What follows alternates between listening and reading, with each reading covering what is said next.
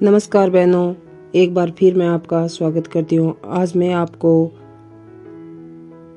छठ तिला एकादशी की कहानी सुनाऊंगी, जिसको बड़े ही ध्यान से सुनना, जिससे आप पर भी विष्णु भगवान की कृपा बनी रहेगी। अगर मेरे चैनल पर नए हो तो अभी सब्सक्राइब कर दीजिए।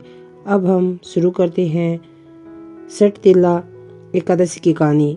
एक समय की बात है, किसी गांव में एक ब्राह्मणी रहती थी। वह सदैव व्रत पूजन में लगी रहती थी, परंतु उसने कभी भी कोई भी दान पुण्य नहीं किया था। वह ब्राह्मणी भगवान श्री विष्णु की परम भगत थी। एक बार उसने भगवान विष्णु का 1 माह तक व्रत पूजन आदि किया, जिससे उसका शरीर अति दुर्लभ हो गया। यह देखकर भगवान श्री विष्णु ने सोचा, इस ब्राह्मणी ने व्रत पूजन से अपना शरीर शुद्ध कर लिया है, जिससे इसको वैकुंठी की प्राप्ति होनी निश्चय है। परंतु उसने कभी भी अन्न आदि का दान नहीं किया है, जिसके कारण इसके शरीर की मुक्ति होना असंभव हो सकता है। ऐसा सोचकर भगवान ने एक गरीब के रूप में बनकर उस ब्राह्मणी के पास भीख मांगने के लिए गए। भीख मांगने वाले व्यक्ति को देखकर ब्राह्मणी को बहुत ही ज्यादा गुस्सा आ गया और उसने उसके भिक्षा पात्र में एक मिट्टी का ढेला डाल दिया। भगवान हरि मिट्टी का ढेला लेकर वापस बैकुंठ लोक आ गए। कुछ समय बीतने के बाद उस ब्राह्मणी की मृत्यु हो गई। जब वह स्वर्ग पहुंची तो मिट्टी दान करने के कारण उसको वहां मिट्टी का महल मिला। वह उस महल के अंदर गई तो रात हो गई।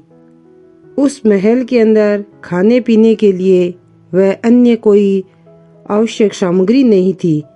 तो वह भगवान हरि के पास गई और बोली, मैंने तो आपकी सच्चे मन से सेवा की थी, लेकिन मुझे तो जो महल मिला है उसमें कुछ नहीं है, वो बिल्कुल खाली है।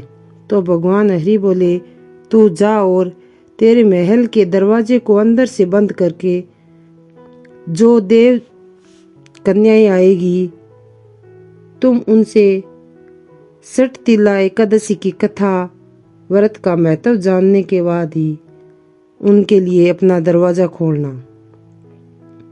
जब देव कन्याएं आई तो उस ब्राह्मणी ने भगवान हरि के कहे अनुसार पहले देव कन्याओं से छठ तिला एकादशी की व्रत कथा व उसके महत्व के बारे में जाना। वह फिर दरवाजा खोला तो देव कन्याओं ने देखा कि वो ब्राह्मणी अभी भी मनुष्य स्वरूप में है। तब ब्राह्मणी ने देव कन्याओं के कहे अनुसार छठ तिला एकादशी का व्रत व पूजन किया, जिससे तो ब्राह्मणी अति रूपवान हो गई। वह उस ब्राह्मणी का महल अन्न वस्त्र व धन से भर गया। हे विष्णु भगवान, जिस तरह से आपने अपनी कृपा ब्राह्मणी पर करी, वैसे ही जो इस कथा को कहता है, सुनता है, वह साथ में हुंकारा भरता है, उन सभी पर अपनी कृपा रखना। जय विष्णु भगवान की। प्लीज बहनों, चैनल को अभी सब्सक्राइब कर दीजिए।